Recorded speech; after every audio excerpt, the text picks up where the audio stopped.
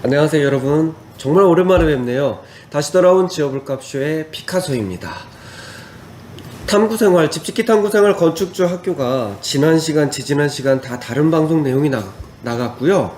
계속 이어져서 이야기 드렸던 잘못 시공된 현장 사례들 보여주는 시간 계속 이어서 이번 시간에 이야기할 텐데, 소비자들이 원하는 가장 기본적인 대원칙 3가지. 우리 집은 튼튼하고 따뜻하고 물이 안 새면 좋겠다. 이 3가지 중에서 두 번째 이슈, 따뜻한 집. 따뜻한 집 하면 단열과 기밀이겠죠. 그 단열과 기밀 중에서 단열에 대한 이야기를 오늘 해보고요. 그리고 잘못된 시공 사례들을 보여드리면서 왜 단열이 잘못되었는지 그 이야기 진행해 보도록 하겠습니다. 자, 보시죠. 대한민국의 열 관리율이 계속해서 강화되고 있다는 사실은 내 집을 계획하시는 분들은 이미 다 알고 있는 사실이세요.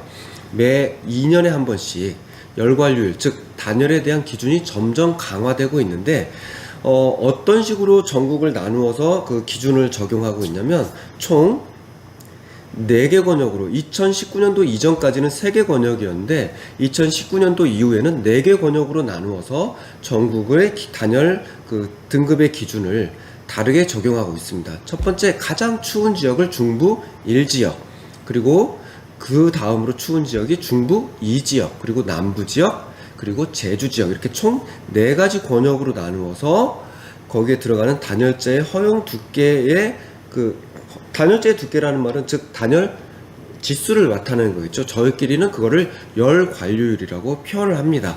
그리고 중부 1지역은 어느 지역이냐면 경기 북부와 강원도 태백산맥 서쪽 부분, 강원도를 포함한 그 지역을 가장 추운 중부 1지역, 그리고 경기와 충청권, 그리고 태백산맥 동쪽, 그러니까 동해, 강릉 뭐 이런 지역들이 중부 2지역, 그리고 마지막으로 전라남도와 경상남도와 그리고 동해안의 일부, 여기 뭐 울진까지 포함해서 이 지역을 남부지역이라고 이야기하고, 마지막으로 제주지역, 이렇게 총 4개 권역으로 나누어서 단열 등급에 대한 이야기를 손가락 이렇게 단열 등급에 대한 이야기를 드리도록 할게요. 자, 지도 보시면 내가 있는 지역은 어디에 포함되겠구나 아실 수가 있을 거예요. 이거 마우스 바꾸는 걸 안 바꿔놨네. 자, 보시면 단열 기준 적합 여부를 판단은 어떻게 하냐면, 일단 설계 단계에서 내가 집을 지으려고 계획하는 지역이 총 4개 권역 중에서 어떤 권역이고, 그 권역에서는 열 관리율을 최소한 어느 정도 기준 이상으로 해야 되는지를 확인을 하시고, 그렇게 하려면 내가 어떤 단열재, 가등급, 뭐 나등급, 다등급, 라등급까지 총 4개의 등급이 있는데, 내가 어떤 등급의 단열재를 두께를 어느 정도를 해야 되는지, 요런 것들을 뭐 소비자분들이 직접 계산해 보실 수도 있지만, 설계를 담당하시는 건축사분의 도움을 받아서 이런 것들은 계산을 하셔서 적용을 하시면 되죠.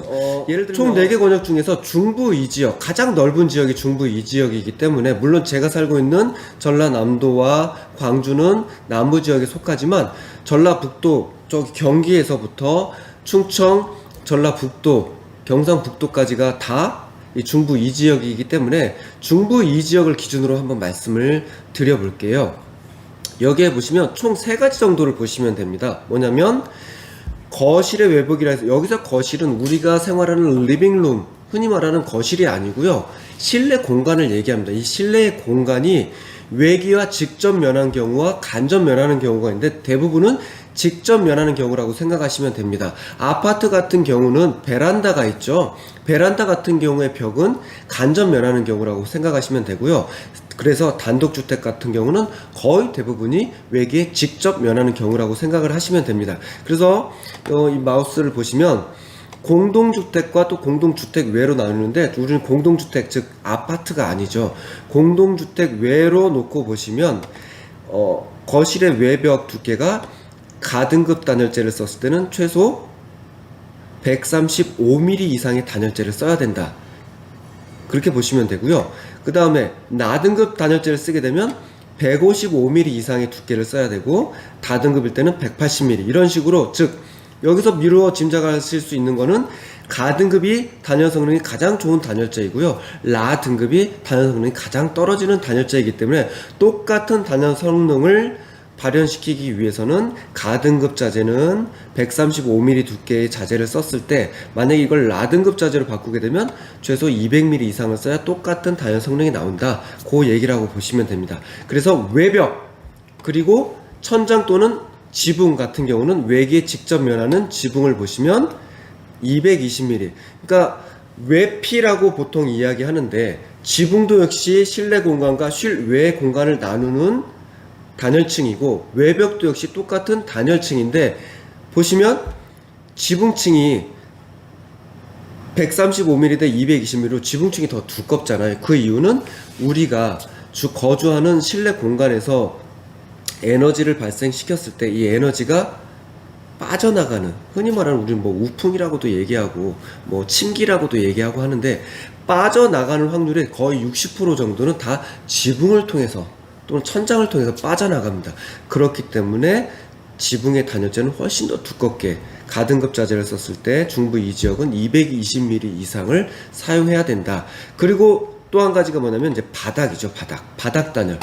바닥 단열 같은 경우는 보시면 바닥을 난방을 하느냐 안 하느냐, 외기에 직접 면하는 경우 바닥 난방인 경우 대부분 거의 100% 다 바닥 난방을 하죠. 그랬을 때 최소 두께가 가등급일 경우는 190mm를 써야 된다. 이런 식으로 쉽게 적용할 수 있도록 열관율을 계산하지 않아도 단열재 두께로 어떤 등급의 단열재를 몇 미리 이상 써야 되는지로 다 정리가 되어 있습니다. 또 한 가지 앞서서 가등급, 나등급, 다등급, 라등급 이런 식으로 단열재 등급을 나눴는데 이런 단열 성능을 나타내는 등급 말고도 다양한 단열재가 있고요. 다양한 단열재 시공 방식이 있는데 거기에 대해서 한번 이야기해 보도록 할게요.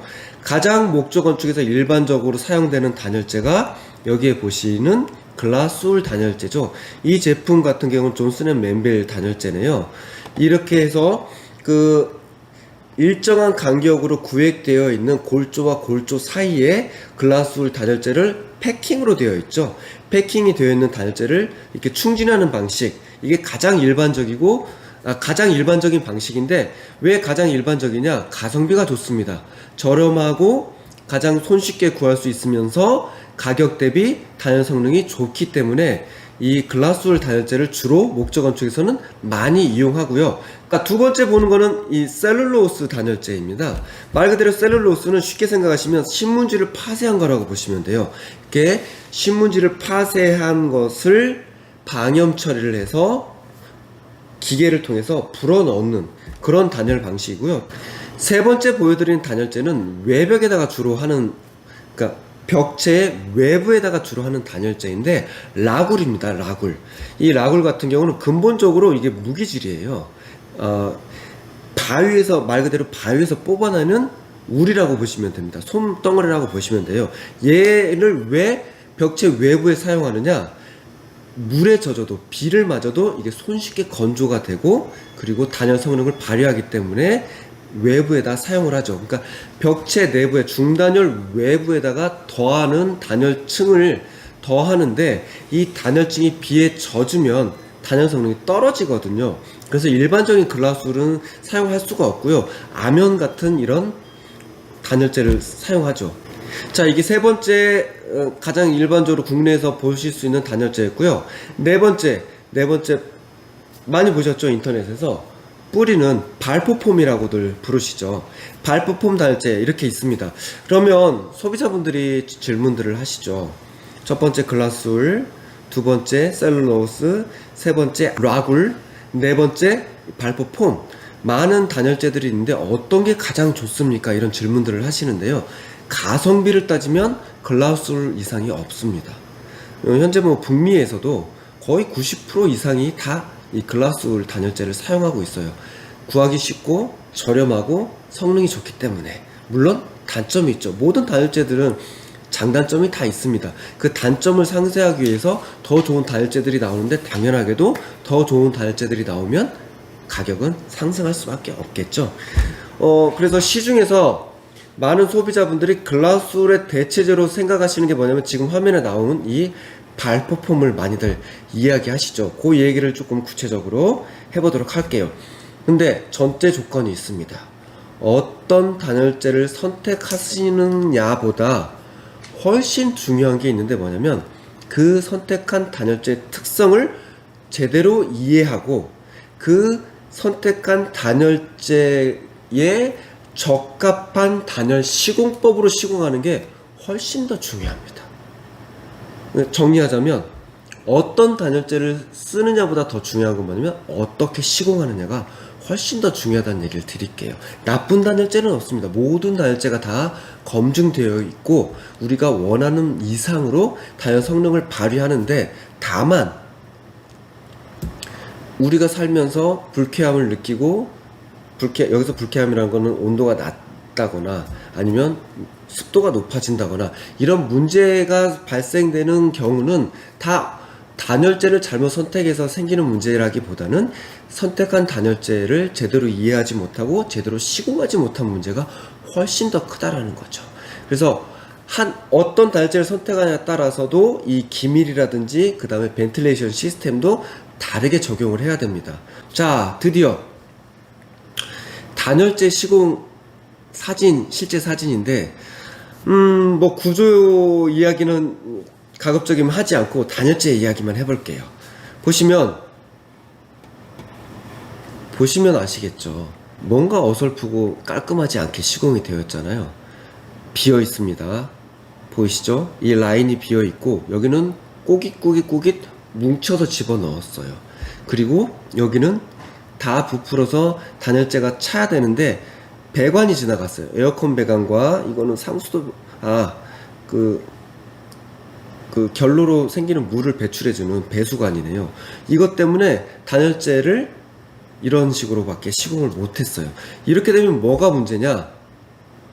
단열층이 단순히 좀 얇아졌다라는 게 문제가 아니고 생산을 할 때, 단열재를 생산할 때 이것이 이 140mm의 골조 사이에서 충분히 완벽하게 부풀었을 때 최대의 성능을 발휘하도록 만들어 놓은 거고, 앞서서 말씀드린 것처럼 이 유리섬유 자체가 단열재가 아니고 유리섬유를 솜처럼 뭉쳐 놨을 때 그 안에 포집되어 있는 공기층이 단열을 한다고 그랬는데, 이렇게 꾸깃꾸깃 밀어서 집어 넣어 놓거나 아니면 이렇게 다 부풀지 못하게 반절만 채워 놓게 되면 글라스울이 부풀지 못하고 뭉쳐져 있는 거예요. 뭉쳐져 있으면 오히려 단열재가 아니라 무슨 역할을 하느냐, 유리는 열전도율이 높잖아요. 전도체가 돼버리는 겁니다.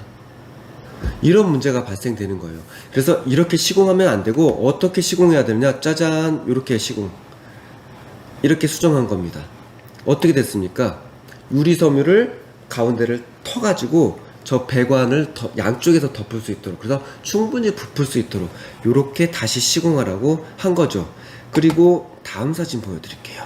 네, 요것도 많은 분들이 물어보세요. 조금 공부하신 분들이 단열재를 시공할 때 이게 슬라이스를 해가지고 위에서 바라봤을 때 벽체가 이런 식으로 보이는데요. 보시면 이 밖에 패킹되어 있는 이 단열재에 날개가 있습니다. 이게 코팅되어 있는, 기름 종이로 코팅되어 있는 종이가 붙어 있어요. 작업성의 편리를 위해서 이렇게 되어 있는데, 이 스터드를, 골조를 날개로 덮는 것이 맞느냐 아니면 덮지 않는 것이 맞느냐, 위에서 딱 잘라서 보면 극명하게 차이가 있잖아요. 뭐가 더 맞느냐, 사실 둘 다 맞다라고 이야기하는데 저는 전자가 맞다라고 이야기합니다. 이렇게 날개를 덮는 이유는 첫 번째, 에너지 효율이 아주 좋습니다. 왜? 이렇게 뭉쳐지는 부분이 안 생기기 때문에. 그리고 두 번째, 수분 관리에 되게 좋습니다. 이게 기름종이이기 때문에, 코팅이 되어 있기 때문에 수분 이동을 막아주는 역할을 해요. 물론 이 수분 이동을 막아주는 것 자체가 꼭 좋지만은 않아요. 특히나 우리나라 같은 혼합기후에서는. 그러니까 늘 추운 기후거나 늘 따뜻한 기후가 아니고, 우리는 여름에는 따뜻하고 고온에 고습, 그쵸? 겨울에는 추우면서 습도가 낮잖아요. 그렇게 되면 이게 방향성이 생겨서 이게 한쪽 면에 이렇게 코팅된 종이를 하는 게 꼭 좋은 건 아니지만, 네, 그건 전제했어요. 아무것도 모르면서 그런 얘기 하고 있네 라고 하실까봐 제가 일단 설명을 드렸습니다. 그리고 화재 안정성도 있습니다. 그래서 저는 개인적으로 이걸 더 선호하고요. 그 다음에 이걸 선호하시는 입장에서는 어떤 이야기를 하냐면 작업성이 아주 좋습니다. 작업하기가 정말 좋습니다. 작업성이 좋아요. 저는 목수 생활을 해봤기 때문에 이걸 적극적으로 동감하는데, 요렇게 덮어놓으면 어디에다가 작업을 해야 될지 얘가 다 가려져 버리기 때문에 보이질 않아서 이후에 석고 취부를 하는 작업이라든지 이런 거 할 때 되게 애로사항이 생깁니다. 그리고 요렇게 날개를 덮어서 시공하기가 또 쉬운 것도 아니고요. 이게 이게 충분히 부풀도록 해가지고 팡팡팡팡팡팡팡 쳐주고 조금씩 기다렸다가 날개를 펴서 잘 펼쳐가지고 팽팽하게 해가지고 타카로 고정을 해야 되거든요. 조금 더 시간이 더 걸립니다. 그리고 후속 작업을 해도 조금 애로사항이 생기고요. 그러면 어쨌든 뭐 어떻게 해야 하라는 거냐? 뭘로 해도 무방하지만 저는 개인적으로 첫 번째 방식을 더 선호한다. 그렇게 답을 하면 될 것 같고요. 자, 보세요. 첫 번째 방식으로 시공한 겁니다. 안에 골조가 안 보이잖아요. 안에 골조가 안 보이다 보니까 후속 공정 작업하기가 되게 까다롭습니다. 자, 여기 이게 두 번째 시공 방식이죠. 안으로 쏙쏙쏙쏙 들어가 있다 보니까 보세요. 이 사진과 이 사진을 비교해 보시면 어떤 시공 방식으로 했을 때 안에 있는 단열재가 더 팽팽하게 잘 펴지고 부풀었는지는 따로 말씀 안 드려도 바로 아시겠죠? 그래서 제가 첫 번째 방식을 선호합니다. 참. 옆에 있는 이 사진은 그렇게 많이 쓰이지는 않는데 글라스울 중에 되게 비중이 높은 글라스울이 있어요. 거의 뭐 스티로폼처럼 바 형태로 고형이라고 봐도 무방할 정도의 형태가 있는데, 요런 것들을 아예 쏙 집어넣는 이런 경우도 있습니다. 자, 이제 잘못된 방식. 이게 가장 일반적인 게 글라스울 시공 방식이기 때문에, 글라스 제가 몇 분에 시작했죠? 한 18분, 19분? 한 20분? 한 20분 했어요, 지금. 했어요? 20분 정도 했어. 자, 드디어 잘못된 시공 방식 보이시죠? 아이고 넘어갔습니다. 죄송합니다. 보이시죠? 그 들어갈 자리에 맞게 재단을 해서 단열재를 집어넣어야 되는데, 그렇게 하지 않고 그냥 큰 단열재를 반 접어서 뿌겨 넣었어요. 어쩌자는 건지. 도대체 왜 이렇게, 남의 집이니까 이렇게 하는 거죠. 더 심각한 건 뭐냐? 비었어요. 열교가 많이 생기는 부분이 이 부분입니다. 그렇지 않아도 구조재가 차지하는 포지션이 많은 지역인데, 단열재를 여기로 이 부분을 다 채우지 않고 이렇게 시공하는 현장이 너무 많습니다. 그리고 지적이 계속돼도 안 고쳐지는 것 중에 하나, 정말 잘 안 고쳐지는 것 중에 하나가 이겁니다. 왜? 공정이 한 번 더 가야 돼요. 먼저 여기부터 단열을 채우고 그 다음에 이 작업을 해야 되니까 시간이 더 들어가고 품이 더 들어가죠. 그러다 보니까 이거를 놓친다고 봐야 될지, 일부러 그냥 모른 척 한다고 봐야 될지. 근데 이 열교 때문에 문제가 많이 생긴다라는 거. 특히나 이 부분, 코너 부분들에서 열교가 많이 발생되기 때문에 거기에서 결로가 생기고 곰팡이가 필 확률이 높은데, 물론 목조주택에서는 맘먹고 결로가 생기게 해야지 않는 이상은 목조가 거의 생기지 않죠. 웬만하면. 그런데 그럴 확률이 되게 높은 부분인데, 이렇게만 시공을 하고 나면 그 확률이 훨씬 높아지는 거죠. 자, 그래서 제대로 된 시공법은 뭐냐? 보이시죠? 먼저 이렇게 시공을 하고, 끝마개 장선 부분에 먼저 시공을 하고, 그리고 바닥을 채워야 된다는 거죠. 이 시공법이 맞는 시공법이다. 그 얘기를 드리는 거고요. 그러니까 여기서 주로 지적 나온 것들은 한 번 지적 나오고 뭐 드물게 나오는 게 아니라 할 때마다 이런 지적사항이 나오더라고요. 그 다음에 자, 이거 보세요. 컨센트죠. 컨센트 자리가 있는데 지적 두 가지 하겠습니다. 첫 번째, 외벽인데 왜 아직도 이런 철제 박스를 쓰는지, 플라스틱 박스, 열 전도율이 낮은 플라스틱 박스를 써주기를 권장드리고요. 그리고 뭐 따로 말씀 안 드릴게요. 가장 많이 나오는 지적사항입니다. 가장 많이 나오는 지적사항 보이시죠? 배선들이 지나가기 때문에 단열재를 채우다 말았어요. 아니, 이거 어쩔 수 없이 이렇게 되는 거예요. 이렇게 됐으면 그 위에다가 다시, 그러니까 단열재가 이렇게 바 형태로, 이렇게 사각형 바 형태로 되어 있어요. 그러면 가운데를 터가지고 안쪽으로 집어넣고 그 다음에 실내 쪽에다가 또 다시 겹쳐서 이런 식으로 해 주어야 되는데 안 했어요. 그게 일단 문제고요. 그리고 이게 반 탄다라는 말이 뭐 전문 용어는 아니죠. 반 타가지고 안에만 집어넣고 이렇게 놔뒀으니까 뭐가 안 보이냐? 앞서서 말씀드렸던 이 크래프트지, 종이, 기름 종이가 없어졌잖아요. 어디로 가야 되니? 네, 기름 종이가 없어졌잖아요. 이러면 안 되는 거예요. 자, 여기도 보면 기름 종이가 보이고요. 여기도 보면 기름 종이가 보이게 지금 시공이 돼 있잖아요. 예, 이런 얘기도 많이 합니다. 제가 예전에 목수 생활할 때 저희 뭐 목수들끼리도 이런 얘기 참 많이 했었는데, 이 종이가 실내 쪽에 있어야 되냐 실외 쪽에 있어야 되느냐 이런 얘기 많이 하고 있었는데, 요즘도 현장에 가면 이게 기름 종이가 실외 쪽으로 가게 시공하는 현장이 심심찮게 보이는데, 얘가 하는 역할을 이해하면 이게 실내 쪽으로 와야 된다라는 거는 반드시 지켜줘야 됩니다. 실외 쪽으로 가면 안 돼요. 자, 그 다음에, 네, 맞아요. 이렇게 시공해야 된다는 거죠. 찢어서 반을 먼저 집어넣고 그 다음에 배선 바깥쪽으로, 그러니까 실내 쪽으로 이렇게 시공하는 게 올바른 시공법이다. 그리고 시간 나면 여긴 좀 청소를 했으면 좋겠네요. 자, 그리고 보이시죠? 어쩔 수 없이 철물을 쓸 수밖에 없어요. 구조적인 안전 때문에. 아까도 말씀드린 것처럼 이 튼튼한 집과 따뜻한 집은 이율배반적인, 서로 부딪히는 부분이 되게 많아요. 철물을 안 쓰면 열교가 안 생기겠죠. 철은 열전들이 높으니까요. 그런데 안 쓸 수는 없잖아요. 그랬을 때 이걸 어떻게 해야 되느냐. 근데 아이고, 그 부분 어떻게 해야 되느냐. 이 부분은 그러니까 이렇게 구겨 넣으면 안 되고, 앞서서 보여드린 것처럼 이렇게 그 부분을 잘라서 그러니까 저기는 3번 켜야겠죠. 3번 켜가지고 집어넣는 방식으로 그렇게 시공을 얘는 해야 되는데, 이렇게 단번에 그냥 구겨 넣으면 안 된다, 그 얘기고요. 짜자잔. 오해하실까봐 이렇게 크래프트지가 안 붙어있는 다혈재도 있습니다, 여러분. 네. 자, 이거는 요즘 많이 유행하고 있죠. 많이 시공하는 발포 폼인데 보이시나요? 보이시죠? 네.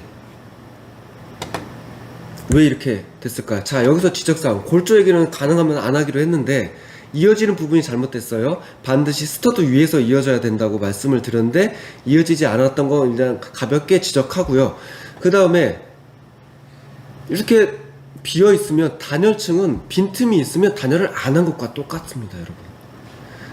그래서 앞서서 얘기 드린 것처럼 어떤 단열재를 선택하느냐보다 훨씬 더 중요한 건 어떻게 시공하느냐가 훨씬 더 중요하다는 말씀을 드렸는데, 단열층이 이렇게 깨져 있으면 단열을 안 한 것과 똑같아요. 이거 원인은 여러 가지가 있습니다. 첫 번째, 시공하는 과정 중에서 시공할 때 그 실내 컨디션이 온도가 너무 높았거나 너무 낮았거나 또는 습도가 너무 높았거나 이런 상황이거든요. 또는 제대로 시공했는데 이 제품 자체가 다시 재수축하는 문제를 가진 제품을 시공해서 이런 문제가 생겼는지. 보시면 여기 벌써 이격되고 있거든요. 이탈되고 있는 현상이 보여요. 이거는 처음에 폼을 쐈을 때는 다 충진이 됐었는데 이후에 시간이 지나면서 이렇게 이격되는 이런 하자가 생긴 것 같아요. 보이시죠? 이거는 제품 선택을 잘못했다라고 보는 게 맞을 것 같습니다. 또는 제품 선택이 잘못된 게 아니고 배합을, 제1제와 제2제를 배합을 해서 발포를 시키는데 이 배합 비율을 잘 안 지켜서 잘못 섞어서 이런 일이 벌어지기도 하는데, 이거는 제 생각에는 검증받지 못한 제품을 사용한 걸로 지금 기억이 되고 있습니다. 자, 여기 보이시죠? 이런 빈틈이, 이거는 제품이 잘못된 게 아니고요, 시공이 초보였습니다. 시공자가 경험이 없는 시공자가 시공을 하다 보니 이런 부분들이 생겼죠. 그래서 이 사진이 뒤에 나오는지 모르겠는데, 자, 여기서 보여드리면 양쪽에 스터드가 있잖아요. 양쪽에 스터드가 있으면 먼저 코너 부분들, 맞닿은 부분들 먼저 가볍게 뿌려주고, 그리고 이렇게 채워야 됩니다. 근데 그걸 지키지 않고 그냥 쭉 채우시는 분들이 되게 많거든요. 그러다 보면 되게 익숙하고 경력이 많고 경험이 많은 시공자가 아닌 다음에는 이런 현상이 필연적으로 자주 발생이 된다. 여기는 또 발포가 잘 되지도 않았어요. 두께가 확보가 안 됐죠. 네, 다시 재시공하라고 됐고요. 여기에서는 뭐가 잘못됐을까요? 이거 단열재가 아직 들어가지도 않았는데 뭐가 잘못됐지? 배선들이 외부 합판 쪽으로 배선이 붙어서 이동하고 있어요. 그쵸? 그러면 단열층 바깥쪽에 있는 거예요. 이 전기 배선이. 그쵸? 그렇지 않아도 이 전기 배선은 우리가 단열 기밀을 완벽하게 했을 때 유일하게 실내와 실외가 연결되어 있는 통로가 이런 배선들인데, 이 배선이 단열층 바깥쪽에 있다는 얘기는 뭐냐면, 단열층 바깥쪽에서 외부 기후의 영향을 받은 찬 기운이나 따뜻한 기운이 이 배관을 타고 자유롭게 이동하면서 단열층 내에 결로를 만들어낼 수 있다는 거죠. 그래서 배선이 단열층 바깥쪽으로 나가면 안 된다. 그래서 이거는 수정해라 라고 지적사항을 나왔는데, 이 현장 같은 경우는 수정을 못한다라고 해서 5스타 인증을 못 받았습니다. 천장 부위에서 가장 취약한 부분이 뭐냐면 이 천창 부분입니다. 천창 부분은 취약할 수밖에 없어요. 단열 측면에서. 왜? 천창에 개구부가 생기는 거잖아요. 구조에. 그러다 보니까 구조 보강들이 들어가요. 더블. 그러니까 당연히 단열층보다는 구조재층이 더 많이 들어가니까 취약하고요. 그리고 요런 부분, 이 틈이 있죠. 요런 틈 부분이 취약하기 때문에 반드시 단열 보강이 들어가 줘야 된다. 그래야 단열층도 깨지지 않고 실내의 에너지 성능도 담보될 수 있다. 꼭 이렇게 해라가 아니라 권장사항입니다. 자, 이렇게 보이는 부분, 이렇게 사진상으로는 잘 확인이 안 되시겠지만 여기는 얇은 그냥 방수축만 있는 거거든요.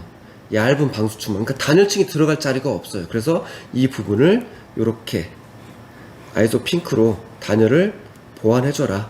이거는 권장사항입니다. 자, 여기까지가 단열에 대한 이야기였고요. 이번 시간은 여기까지 마치고, 너무 길면 재미없다라는 얘기를 들어서요, 다음 시간에 기밀과 수분관리에 대한 이야기를 한번 해보도록 할게요. 여러분, 다시 돌아온 지어볼값의 피카소 다음 시간에 찾아뵙도록 하겠습니다. 안녕히 계세요.